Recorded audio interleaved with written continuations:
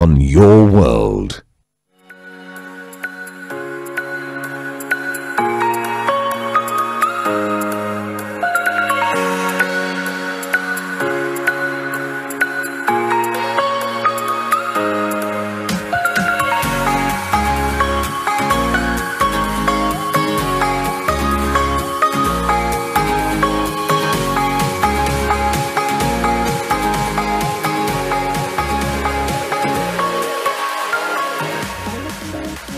Well, a very good morning to you. Thank you so much for staying with us. You are watching Your World. It's just 4 minutes past 8 a.m. My name is Zainab Ismail, and of course today we'll be having a look at something that is quite crucial for us. And negotiators from around the world and the United Nations representatives are currently meeting here in Nairobi for another round of talks on a UN Global Plastics Treaty. Now, in fact, this is the third of the 5 negotiation sessions to develop the first legally binding international treaty to end plastic pollution, which also carries a lot of hope that the talks will yield the breakthrough on the issue the world so desperately needs. So, of course, we'll be focusing on that. And the goal is certainly to have that formal treaty in place by the end of 2024. By then, the UN hopes to have an agreement that will have the force of the law in countries that agree to it. So the agreement would limit plastic production and provide rules on how to throw away or recycle plastic products currently in use. Then this gathering is what the UN calls an Intergovernmental Negotiating Committee, or INC, under the UN Environment Program. And of course, to dissect this particular matter, I am joined in studio by Helen Kahaso-Dena, who is the project lead, Pan-African Plastics Project, Greenpeace Africa. Good morning. Good to see you. Indeed. Indeed. We also do have Dorothy Adhiambo Otieno, who is the Programs Officer at the Center for Environment, Justice and Development. Also, very good morning and good to see you. Good morning. Good to see you too. Thank you. Fantastic. So I know this is such a big deal for us, and especially happening here in Nairobi. But before we get really into the matter of the global treaty and the negotiations that are happening, Helen, let me get to you. I just want us to first understand the importance or the issue surrounding the plastic pollution on a global scale. Just give us an idea of why this is such a concerning issue for every single person. So plastic pollution is actually a triple, planetary crisis. We're looking at issues to do with climate crisis, biodiversity loss, and pollution. And research shows that plastic pollution is actually projected to triple by 2050.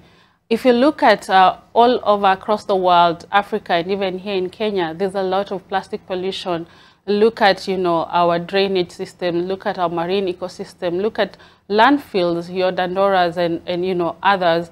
And this is not just an Africa problem, but globally. So there is a lot of pollution on our environment, but also we are looking at our health crisis here. We're looking at health impacts. There are microplastics in the air that we breathe, in the food that we eat, and even in table salts. So we're looking at both a planetary crisis, but also a health crisis. And as we are at INC3 now, we know that it's only a globally, binding treaty that will help solve this crisis. So we're really hoping that by the end of 2024, we get to a very ambitious treaty that will cap this pollution. Otherwise, we're looking at, something that will really impact our health, but also our environment. All right, and especially the marine ecosystem, I think that's something that has really been captured. But Dorothy, I also just try to understand why this is an important conversation for all of us to really get to know and really understand the information that is coming out from that, committee that is sitting down and the negotiators that are already in Nairobi. But plastic pollution, we keep talking about it. I think it's a conversation we've continued to have. But where are we? Do we have concerning trends in the world? Yes, and I want to give a very good example of the concerning trends. We had brands that used to package their drinks, for example, in glass bottles. Right. And recently, and I don't want to give an example, but they have been there for a very long time, until recently when they have moved to plastic packaging. So there's a lot of plastics that is currently being used, and industry is constantly moving towards plastic packaging because it is cheaper and it is supporting their bottom line, a lot of profit. So if we're looking at it from the economical perspective, which is what most industries are looking at, then it is more feasible to package your products in plastics. And that is why a lot of it continues to be used. And that is why, like Helen had said, by 2050, we're expecting some tripling of plastics. Why? Because there's a lot of use, a lot of companies, a lot of production, a lot of, all sectors actually are using plastic. If you look at agriculture, automobile, if we look at packaging, healthcare, all sectors are using plastics. And so the trend is worrying. And that is why we needed a global instrument that is legally binding to be able to stop this continuous use of plastics. And most of it is single use. Yeah. And so that is why we're saying that we cannot continue in this trajectory and it needs to stop here. And the Global Plastics Treaty is how we get there, for example. Yes. So do you think the issue would be managing the waste, especially from single-use plastic, or would it be controlling production? A very good question. So currently the idea is to move this conversation away from the treaty being about waste management. Because for a long time, consumers have been blamed that, you know, we produce for you consumers because you prefer to use you prefer plastics because that is where the demand is. But that is not true. If I went to a supermarket today and I needed to drink water and I couldn't get water in a glass bottle, I still need water because it is a basic need. And if I find it all in, or find them all in plastic bottles, I'm going to use that plastic bottle. So it is imposed on me to use that plastic bottle. But if I could find water only in glass bottles, still I'd drink that water. And so the issue, therefore, is to move this conversation towards production. Because as we look at the waste hierarchy, we first of all have to talk about avoidance. How do we avoid? By cutting production. It's very difficult to talk about reduction or eliminate, or even waste management, before first of all talking about how do we reduce the production of these plastics. And that is where this Global Plastics Treaty is focusing on, and that is where a lot of weight is being put. The pressure is being put upstream at that point of extraction of raw materials and production. All right. And Helen, perhaps you'd like to add your thoughts on that as well, on the issue of production versus is it waste management at that level, and also then going back to now the main question, which is this global treaty. Why is it so crucial? Why is it so important for us right now? So if you look at the life cycle of plastic, and by life cycle we mean from, you know, the moment the plastic itself is extracted to when it's, you know, produced, to manufacture, to use, and to disposal. Plastic pollutes across the entire life cycle. So we're asking them not to just look at the waste, because the waste is usually at the almost end of the life cycle. But the big problem here is that at the production level, over 99% of plastics are produced using fossil fuels, and you know that fossil fuel will make the climate crisis worse. So what we are saying is we need to cut it at the production level, and as Greenpeace Africa, we are calling for at least a 75% reduction by 2040 to ensure that we are staying within the minimum of 1.5 degrees Celsius. So it's not just about dealing with the waste, but also the production. And the only way that we can deal with this crisis is through the cutting down of production.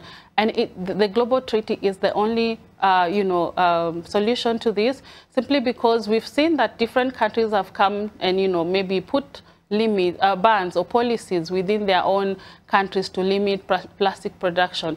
But remember, plastic is a transboundary, element. So it keeps on, Kenya might, for instance, have banned plastic, but if its neighbors has not, I mean, you always have cases of porous borders, for instance. So we need a legally binding treaty that is global, that all the countries will, be party to and will ratify and ensure that they're implementing. And I mean, Dorothy, I completely agree, because first of all, just taking an example of Kenya, we have banned plastics. But at the end of it all, that is a question that continues to, be a thorny issue in our own management of plastics, because we see them everywhere, especially within the areas that, we're bordering with other countries that still haven't banned plastics. So then how do perhaps we manage to kind of sort that or address that particular challenge? Yeah, and I want to address this question because in 2022, 2021, we did a study. Of course, after the bans, NEMA had already said that 80% of it is successful and only 20% isn't. Yeah. And so we went to investigate this 20%. Why do we still see these flat bags and carrier bags in our markets? And just as Helen mentions also before, is the porous borders. We get it from Uganda, for example, because Uganda has not banned it. So as Kenya and as Tanzania, we might have had stringent bans and laws, but because Uganda has it, then it makes a way, or makes the way into our borders. But then the way that we address it, and that is why we talk about the global instrument. The global instrument is supposed to provide some harmony in terms of what is it exactly we are producing. And then those flat bags, and there's a clause there on avoidable and problematic plastics, that we're not going to produce that, we're going to eliminate those. And therefore, the plastics, if they will be in existence, will be only those that can be recyclable, that are free from toxic chemicals. And so this is how we address it, that we have harmony in terms of what we are saying we are allowing. And therefore, it will be easy for me to recycle it, for Tanzania to recycle it, because it's the same. But these avoidable ones means that countries have to implement specific bans on them. And then it's very difficult because some countries don't want to. It's very voluntary, so to speak. I want to ban, and our neighbors can't ban because they don't have alternatives or they're not researching alternatives. So we will have it and you won't have it. But this legally binding instrument places that mandate and that measure that we are removing some of it and we are leaving some of it, but the ones that we're leaving that we're calling essential plastics have to be one that can be recycled anywhere, can be reused, can be refilled, and there are measures and standards for all of that. So that is how we begin to address this problem. All right. And I know Helen had mentioned the issue of the fact that, you know, we use fossil fuels to make plastics, right? So, you know, we already have oil-producing countries who are a major stake in this. Why are they so important in this conversation, in the negotiations, to be able to achieve this treaty?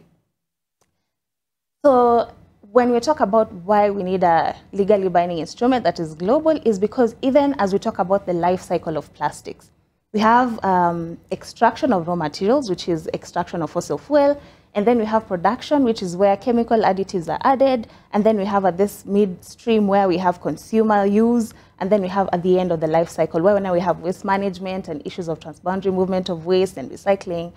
And so when we want to address this issue of plastics, we have to bring everyone on board, because remember, the countries that are producing are not, for example, Africa, the ones that is dealing with a lot of waste management, because most of it is being shipped.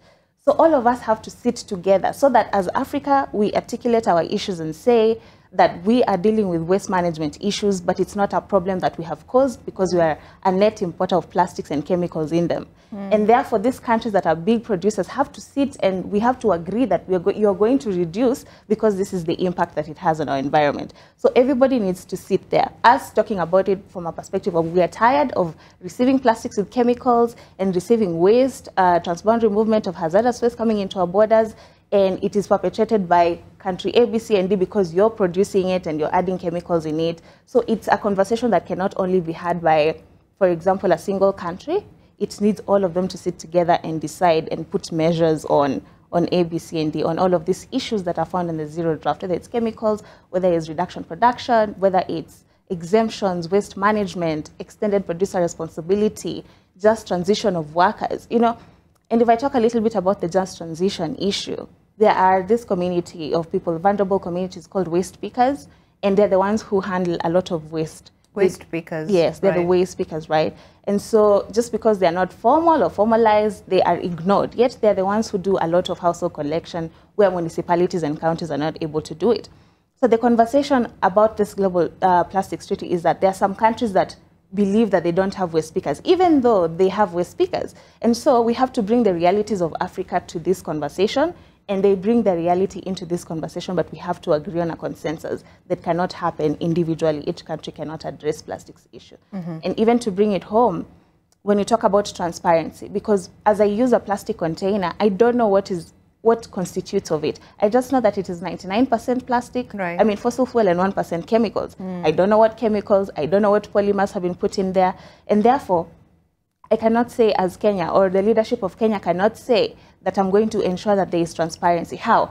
If I don't already know what has been added into this plastics. Which also transparency links to also, again, what Helen said, which is a human health aspect of it as well. Exactly. Right. And so for us to make sure that there is transparency, the person who's producing has to disclose that information. So that for me who is importing, I know by consensus I'm importing it, but I know what it constitutes. As a consumer, I will go and use it because I know what it contains. As a recycler, I can be able to determine how I recycle it and not mix it because of information and transparency. Right. And I mean, Helen, yes, the importance of having everybody on the table to have this conversation, especially those oil-producing countries that, you know, really have a high stake in this as well. What is your take on that? Yeah, we need collective action when it comes to, you know, dealing with the plastic pollution, because one, it affects all of us. But more than that, there are different stakeholders that play into this. You've just mentioned the, you know, oil producing countries, but we have other stakeholders. We have the manufacturers. We have, you know, countries such as, you know, in the global south that are really not major producers, but they still bear the brunt of plastic pollution. Right. So we are calling for collective action, because when we sit together, then we're able to move forward. When we all agree that this is a big crisis and we all need to take action to be able to, you know, limit, you know, global warming, to be able to eliminate the impacts on our health, then we're able to move forward. Most of the time you'll find that, you know, the petrochemical industry will look at how do they make profit at the expense of people and the planet. But this is not the time to think about that, because millions of people are already, you know, facing a lot of these impacts. Research has shown that, you know, plastics had disproportionate, you know, impacts on marginalized communities. These frontline communities, Dorothy has mentioned waste pickers. We have other people as well who, you know, on a day-to-day basis face all these, you know, impacts of the plastic pollution. So this calls for an urgent global action, and it can only be done when we all sit at the table and make, you know, arguments, but also, you know, take action to show that really we're on the side of the people and not just thinking about profits. All right. And something else that I'd mentioned earlier on, maybe you can touch on that as well, is the impact of plastic pollution on the marine ecosystem as well. This is something that, you know, is really huge, has a huge impact, and is concerning. It is, because a lot of us enjoy our fish. Right. I am one of them, and I love my fish. But to think that that fish might be having a whole lot of, you know, microplastics in it is something that, you know, you can't just keep away. There is, you know, a lot of plastic chemicals also leaking into the marine ecosystem. But more than that, we have the problem of, you know, fishing gear that, you know, the big super trawlers will live in the marine ecosystem. And fish, there is many times that, you know, fish has confused plastics for food. And a lot of them have died because of consuming, you know, plastics. So it's really a pity that the fish has to consume plastic and still end up, and we use that to feed our children and ourselves.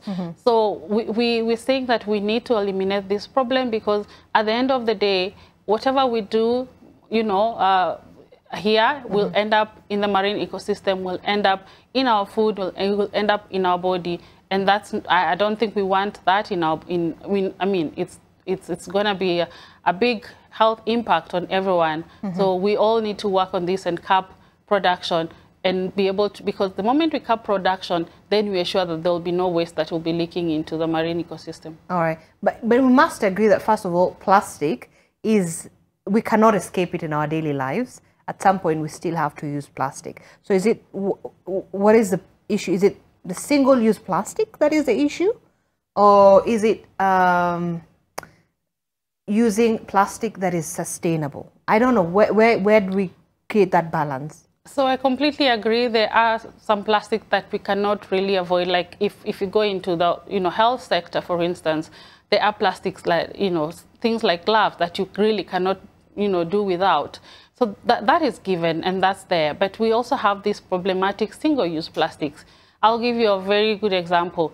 You don't necessarily need a straw to enjoy your health versus our comfort, our convenience, because really plastic has been brought to us because of convenience, you know, affordability. But also we're looking at corporate responsibility here, because look at the big manufacturers, look at the big polluters.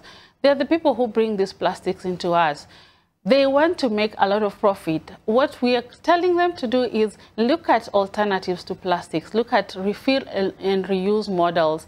Dorothy just mentioned that, you know, a few years ago, we used to, you know, like enjoy soda in a glass bottle, for instance. But that has since changed. There's been a really huge shift, at least over the past couple of decades. Things have really changed, and you see everyone is always holding a plastic bottle. Precisely. Right? And you wonder, where did the rain start beating us? Because if you're looking at grabbing a soda, you go to the supermarket and the first thing you see is it's packaged in plastics. Yeah. And as much as you would want maybe to recycle, for instance, we might not even have the infrastructure to do that. Yeah. So it's also a call to the corporates and the big business to rethink their packaging, model, to rethink of how do we use sustainable packaging materials, how do we use the refill and reuse, so that we also reduce the plastic, footprint. Yeah. Yes, Dorothy, you wanted to add on, or we can talk about the issue of the marine ecosystem. And then you can also add on into whether is it an issue of single-use plastics, or then is it manufacturing sustainable, biodegradable, and better plastic? Or I don't know if there's better plastic, but recyclable plastic that would perhaps be more friendlier to the environment. Right. So just to touch on the marine issues and plastic pollution, initially, like you mentioned even in your introduction, the conversation used to be around marine plastic pollution for a long time. Yeah. But over the years, there was a realization that before they end up in the marine environment, where are we using them? Yeah, land-based sources. Right. And therefore, that is why the legally binding instrument, or this treaty, is looking at plastics in the entire environment, including in the marine environment. So can we address plastic pollution, first of all, from the land-based sources, from the air, from the soils, everywhere from our use, and then the impacts to the marine ecosystem. And just like Helen had mentioned, there are so many impacts of plastics in the marine ecosystem. It's not just physical in the sense that the fish are choked or they have them in the nostrils, which is very horrible. There's also the conversation of microplastics and nanoplastics being eaten by the fish, and then us eating them, and therefore they're in our bodies. And when they are there, if they're made or constitutes these chemicals, the hazardous chemicals that I spoke about earlier, then they leach into our bodies. And then there's also this other conversation of where plastics in the marine ecosystem prevents carbon sequestration, for example, prevents the entry of light to go and for photosynthesis to happen for the phytoplanktons, the food that fish eat. And therefore, this whole issue of having plastics into the marine ecosystem just limits. The ocean has been said to be 95% to 97% carbon sequestration. It absorbs a lot of carbon, the ocean ecosystem. And therefore, if there are plastics that prevents light from entering there, prevents photosynthesis, therefore that means that there's no use of carbon dioxide, which means that we are having it in the air. It exists more in the environment. And just to talk about where the line is, when you talk about, is it the single-use plastic that is the problem, or is plastic itself the problem, or can we design plastics differently so that it can exist in the environment? So initially with this, I remember when the entire campaign started, we started from ending plastic. In totality, it was not just about pollution, it was plastic itself. But over the years, the conversation has shifted to, okay, there are some sectors where we'll require plastics, but can we also talk about, when we're talking about reduction, because that is where we have to start from, we have to cut that production significantly. Right. And then we only remain with essential plastics. And those essential plastics have to be designed differently, because the current plastics that are in the market, for example, the one that are used to package crepes that we use sweets, those are not designed for recyclability. And whether it will be used in developed countries or developing countries like Kenya, there's no way we're going to recycle that, because it is put, for example, the milk cartons, it is cardboard, it is aluminum, it is plastic.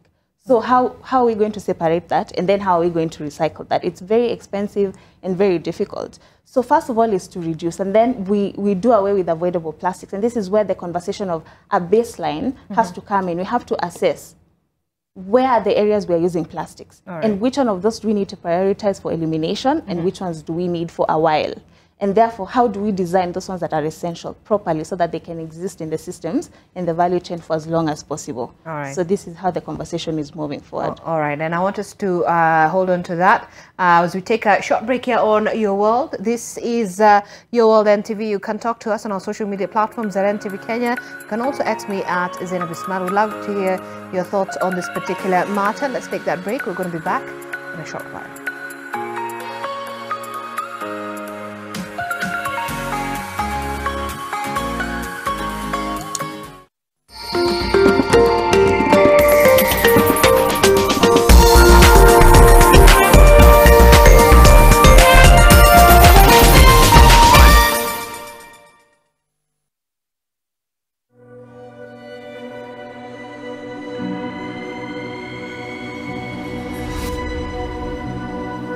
People come to me and they say they get discomfort when they have ice cream.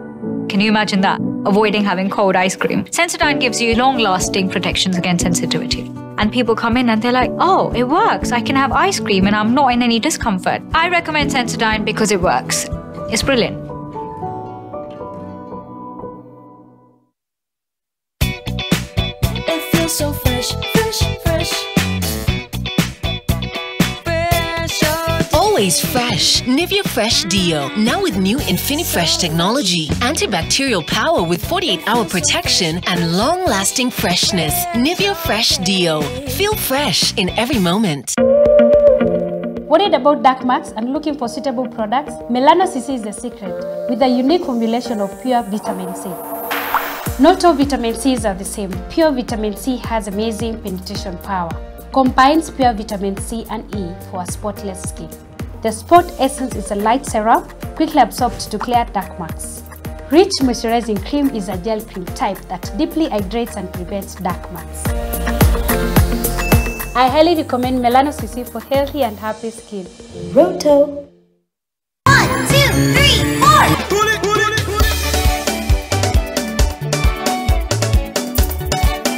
Tune in to NTV every weekend at 9 a.m. for Kids Adventures, the ultimate cartoon extravaganza.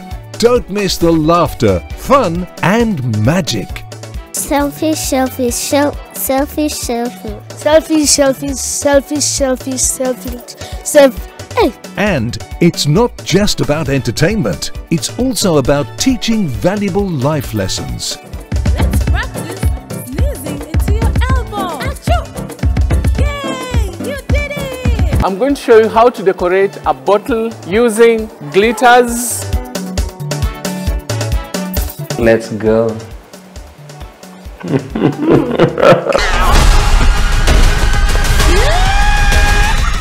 NTV Kids in association with GoTV. For non-stop festive fun, stay connected or reconnect to GoTV to keep busy brains entertained and learning this festive season. Ooh, yes! GoTV, love it. Kama mtoto amezaliwa nje ya Kenya ni 1 million. Sisi wenye tumezaliwa huku inamaanisha hiyo Kenya yako ni worth 1 million. Tuko tunasema hivyo kijokes, alafu kesho msikie watu wamejaa kwa border ya Busia. Si uni process yangu nitoke. Everywhere else, when you get stolen from, the first thing you do is you report, right? But in Nairobi, the first thing you do when you get stolen from is you accept. Wasi wengi wanapiga job za inaitwa vibarua. Kibarua ni ile tuko hivi wengi kwa gate, alafu wanataka wase watatu. So kuna msee ufungwa hivi anasema watatu, alafu anafunga.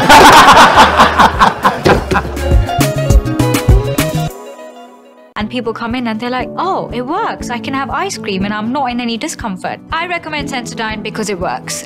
It's brilliant. Jina lako nani? Naitwa Emboko. Wewe weka pesa zako wapi? Tutoke hapa. Kenya Deposit Insurance Corporation lina jukumu la kulinda pesa zako kwenye benki.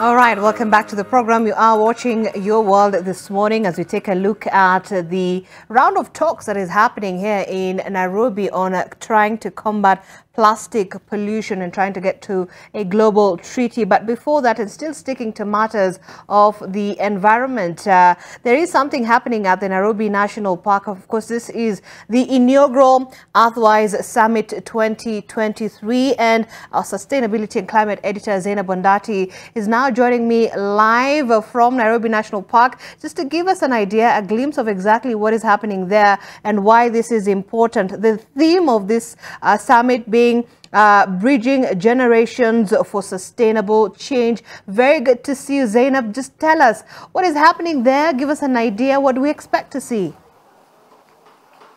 Good morning, Zainab. It's such a beautiful day to be out at the Nairobi National Park, and the drive-in was quite something, breathtaking, with giraffes lining up on the road, some antelopes here and there. So it's quite a beautiful drive to come here. And we are at the ivory burning site, the place where the president burnt ivory a couple of years back, if you can remember. That's the exact location where we are, and the conversations we are lined up today are quite interesting. Conversations intended to carry this conversation of sustainability forward, and talking about the impacts of climate change on Africa and what we as Africans can do about it. This conversation is exclusively African, so even the people who will be making presentations here or speaking here are exclusively African. And one thing we are doing that we haven't done before is that we're going to be having an intergenerational dialogue. Intergenerational dialogue means it's a conversation between the different generations, the young people, the old, the future generations, talking about the impacts of climate change as they are now and what we can do so that when we leave this world, we leave a better future for the future generations.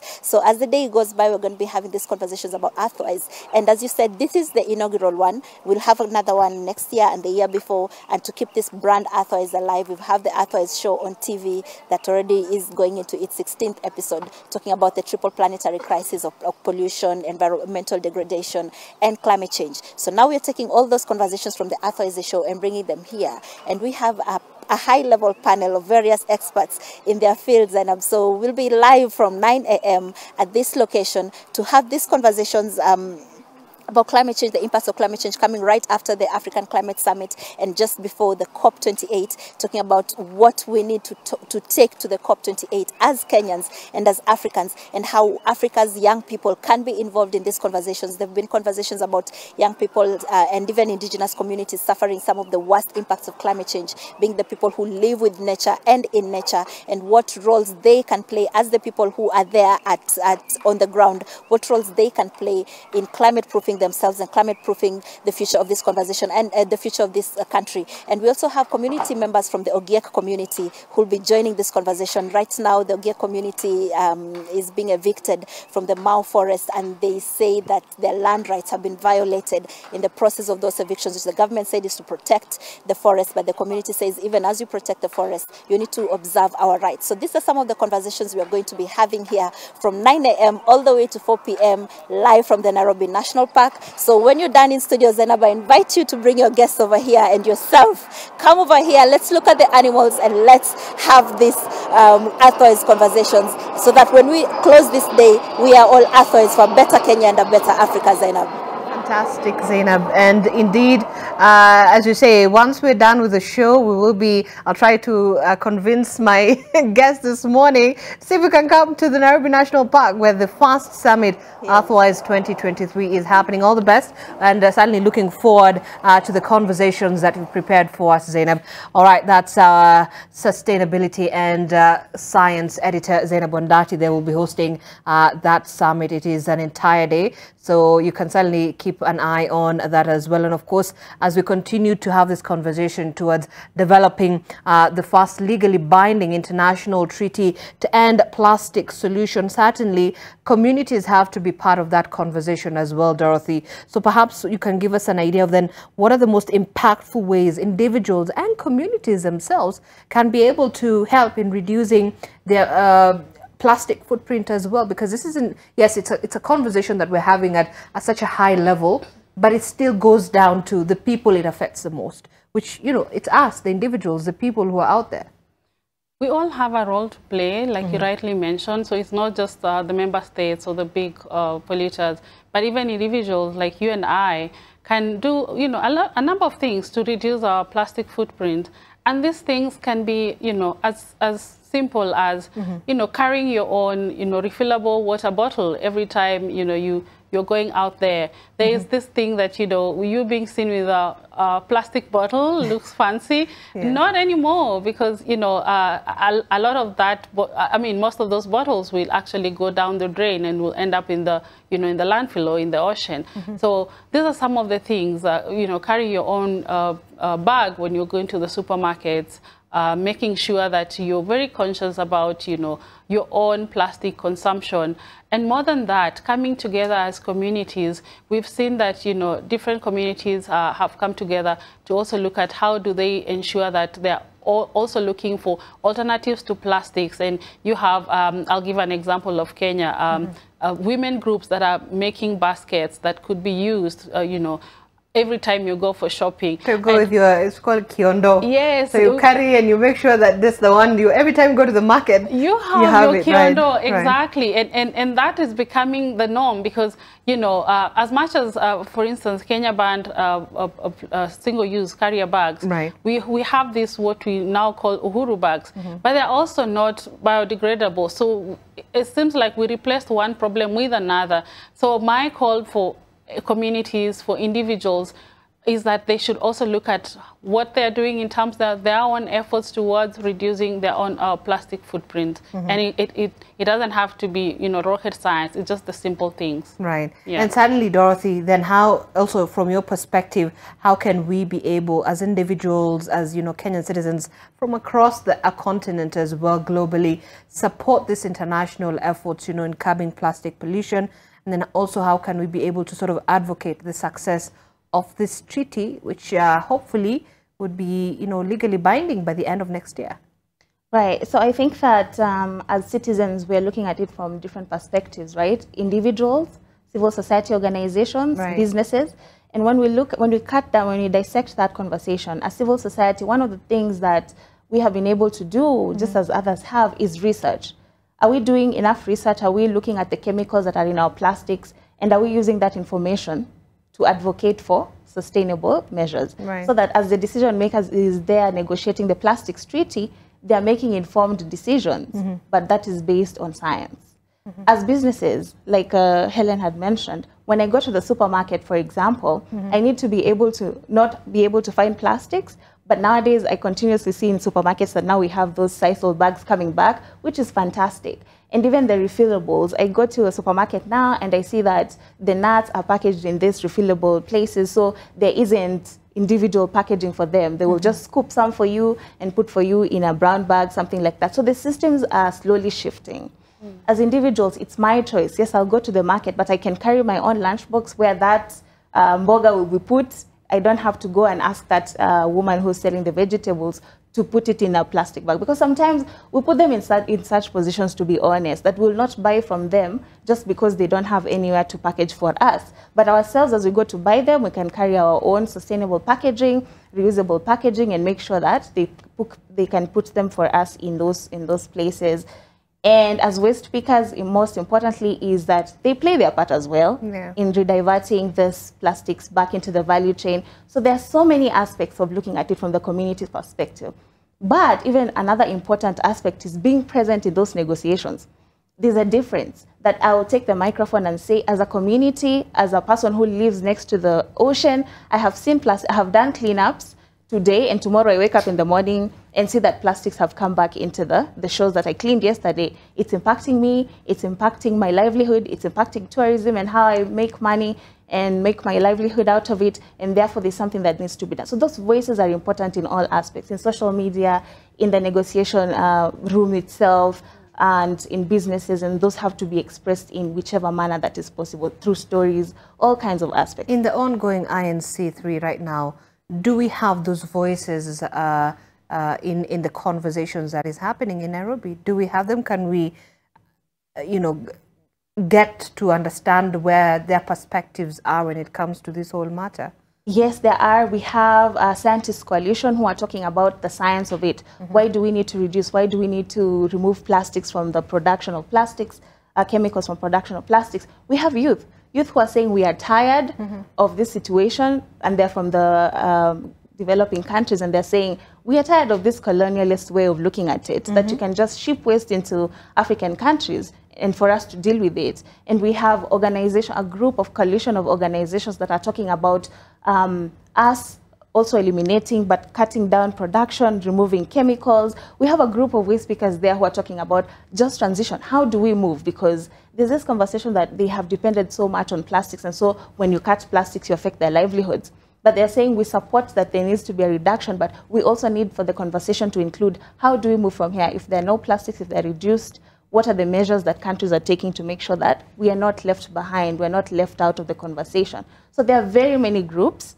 There are some groups from the island states, because they are covered or surrounded by the ocean, and they face a lot of impacts as well. And they're also talking about the impacts that they have. So they have a coalition there that highlights their specific challenges. Now, the beauty of it is that we have specific circumstances with specific challenges. And there are people in the room to talk about those specific instances and what needs to be done. So there is representation. But what I can say, therefore, is that we hope that there could be more space for such stories to be told inside, because the space is shrinking, but we hope that countries can give stakeholders and communities enough time to talk about these issues. And Helen, I mean, we have more than 170 countries participating in this INC, I believe 175 if I'm not wrong. Do you think the information that, is coming out of that particular negotiations that are happening there is really cascading down to the people? I think it is, and that is where your role as media comes in, and that is, when we have the inside business and the outside business also just merging. So we really want to call upon the media to also ensure that they are representing the people, because a lot of the time, that the INC might seem like a big, political meeting that is happening, but it affects all of us, and it's good that we also have more media speaking out. But also, this is also a call to everyone else that is inside there to also ensure that they are speaking to their leaders, they are speaking to their communities, because ultimately what happens there will impact each and every one of us. And as we've given the mandate to our member states, it's up to us as the citizens to push our member states to ensure that our priorities are being taken care of. So I want to throw it back to you that you need to also help us to ensure that, whatever happens is actually communicated to the other people. We are trying as civil society, of course, speaking up, through our social media, through, media interventions, but I think media also has a bigger role to play. All right, but certainly we need the issue of education. We need awareness campaigns, perhaps to be able to help change consumer behavior on plastic change, not just on the media as well, but perhaps even for the government itself to kind of create a space where people can have these kinds of conversation, as much as, yes, we're forcing industries to take their responsibility. We're forcing companies to, figure out a way to be able to be more sustainable. It's a holistic approach, I believe. Absolutely. And I think you're right to mention that we also need, communities to be brought into this conversation, but not just, telling them that this is what is happening, but, educating them, ensuring that there's that mindset shift, because at the moment, if communities are not aware that, this is what is happening and this is how I can contribute to the conversation or to the process, then they'll not be able to, they'll not be part of, the conversations. So governments have a role to play, and I think most of the time civil society does play that role, but I mean, we are just a drop in the ocean. We need, collaboration from the government side as well. Your NEMA, the other government agencies that needs to come into play, and also ensure that communities, frontline communities, waste speakers, and all the other stakeholders are brought together, and they also, put through that information that they're aware and they're on the same page. Right. And I think, Dorothy, the issue of financing is certainly another big issue as well, because we need sort of a concrete plan, to be able to finance this massive economic environmental shift, right? And so the Global South has certainly taken the beating in this particular matter, but we need to figure out, and I think that's a conversation that keeps cropping up, that there should be some sort of responsibility from those who are huge polluters as well, to be able to help in financing this entire shift, right? Oh yes, there is that conversation. I think that financing is very important, and it's also at the core. Because even as we talk about these measures that we want to take, we want to reduce, we want to make sure that there is extended producer responsibility. And you find most of these countries are really less equipped to be able to deal with this matter. Even on the issue of waste management, we need innovative sort of new technology solutions that will be able to help us. Yeah. So we need some sort of financing in terms of that as well. Indeed. And so therefore, to be able to meet generally the obligations of this instrument, we need financing. We need funding to, first of all, enable us to implement the provisions. We need funding to be able to support businesses to move to sustainable ways of production and innovation. And we need, yes, like you say, developing countries need the funds to be able to set up infrastructure to manage it. We need funding for education, like you mentioned. We need funding for more stuff. We need so there's no absolute way that we will implement the measures of this treaty without financing, capacity building, technical transfer. All of these things will require funding. And that is why for Africa, this also becomes central to our conversation that, yes, we want to do this, but we also need finances to assist us to get there. Do you think this is going to be part of that conversation? Is it part of it? It is a big part of the conversation. And right now, we actually midway the conversation. And this is when we're actually discussing text, because like for INC 1 and 2, it was more procedural. But with the release of the zero draft that, it's the chair's initial text that happened in early September, we're discussing different elements, and finance is a big part of it. And as the Africa region as well, we're pushing for how do we ensure that we have enough resources to be able to not just sign or ratify this treaty, but also ensure that we are implementing it. All right. And perhaps as we also just wind up, let me begin with you, Dorothy. Just give us an idea, a sense of as we move forward, what do we expect, and your just final thoughts on the entire matter. I think that, first of all, we are hopeful. We continue to remain hopeful that there are countries that want very stringent measures to address plastic pollution because of the experiences they faced through the years. But we are also seeing a lot of challenges from countries that are major producers of oil and gas that are really derailing the process, so to speak, by wanting us to not focus on their upstream measures, but only start focusing from waste management or design of, basically do not touch plastic production. And we have seen that it's not possible to do that. And so ours is to continue to encourage the countries that are speaking against plastic pollution and production to do so loudly, to do so confidently. They have the support of the people who are impacted by it. They have the support of civil society and scientists who have evidence to show that there are impacts to human health and to the environment. And so this is a call. But in general, my perspective is that as we leave INC3, or as we continue to participate in the INC3, that countries will have given their perspective on the zero draft. That is where we are. There's a zero draft that is being discussed now. What are the views of parties on all the options that are provided?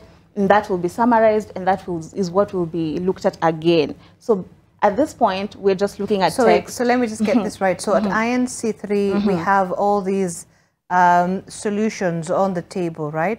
Which are just there, but we haven't really come up with a single solution to be able to sort of guide us towards the end goal, which is, of course, zero production of plastics.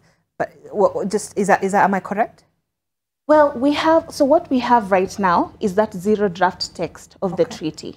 That countries are still putting their perspectives on whether do we agree on the first option on cutting production, do we agree on the chemicals, the way it's been framed. So it's still a lot all these different suggestions that are on the table. Yes, they are on the table and views are being given for them. But after that, when we go to the next INC, which is INC4, is when now we expect that we go into each text and make sure that the statements are locked. That, for example, if you want production to be in the text, it remains, and that it is strong. So that is where the negotiations will begin precisely. At this time, it's just going through and providing views on certain aspects in the zero draft, where these measures are written. Right. And Helen, your final thoughts as well. And then when we're talking about the issue of production, waste management, all these things, is that what we call the concept of circular economy? Is that what we're talking about when we're talking about how to curb and end plastic pollution? And really final thoughts on where you think we'll be heading away after this INC3. So just like Dorothy, we're really hopeful that now that we've started discussing the text, we actually will be moving forward, because we want by INC4, which is happening around April next year, we will have hopefully a first draft that will have the text that we want to prioritize. And the priority here should be around capping production, looking at the entire life cycle, but also prioritizing production, because that is where the main problem is. In terms of my final thoughts, I have a call especially for the African governments, and the African governments is that this treaty is a good opportunity for them to show their coordinated effort towards eliminating plastic production and plastic pollution. Africa as a whole has been critical in this negotiation, and even way before this, Africa has shown its leadership when it comes to, the fight against plastic pollution. And in this negotiation, we urge them, to continue showing that leadership and to speak with one voice and to be able to, show that indeed they are taking action and listening to the people and the masses behind them, and we are behind them. But more than that, you and I also have a role to play. Let's push our leaders, let's push our governments to ensure that all the priorities in terms of reducing plastic pollution are really key, because at the end of the day, this is for the future generation, this is for our children and our future. Indeed, and just to quote what the Executive Director of the UN Environment Programme did say at the beginning of this conference or this negotiations, is that not an instrument that deals with plastic pollution by recycling or waste management alone. We need the full life cycle. This means rethinking everything along the chain, from polymer to pollution, from product to packaging. I think that's what you mentioned, Dorothy. She also says that we need to use fewer virgin materials, less plastic, and no harmful chemicals. We need to ensure that we use, reuse, and recycle resources more efficiently and dispose safely of what is left over, and use these negotiations to hone a sharp and incisive instrument to carve out a better future free from plastic pollution. And so we shall be reviewing the and just analyzing the end of this negotiations, which is on Sunday. Yes. Sunday would be the last day. So perhaps on Monday we'll be having a sit down just to see where are we, what are some of the strides we've made, and of course looking ahead in the future, what do we need to look at? Of course, I was joined this morning by Helen Kahaso-Dena, who is the project lead, Pan-African Plastics Project, Greenpeace Africa, and Dorothy Adhiambo Otieno, who is the programs officer, Center for Environment, Justice and Development. Thank you so much for joining us for this conversation this morning. We certainly hope to have you back again here to be able to assess how far we've gone away from the negotiations that are happening here in Nairobi. That's where we wrap it up on Your World this morning. Thank you so much. Continue engaging with us on our social media platforms at NTV Kenya. You can also X me at Zainab Ismail. Well, have yourself a good morning and good day.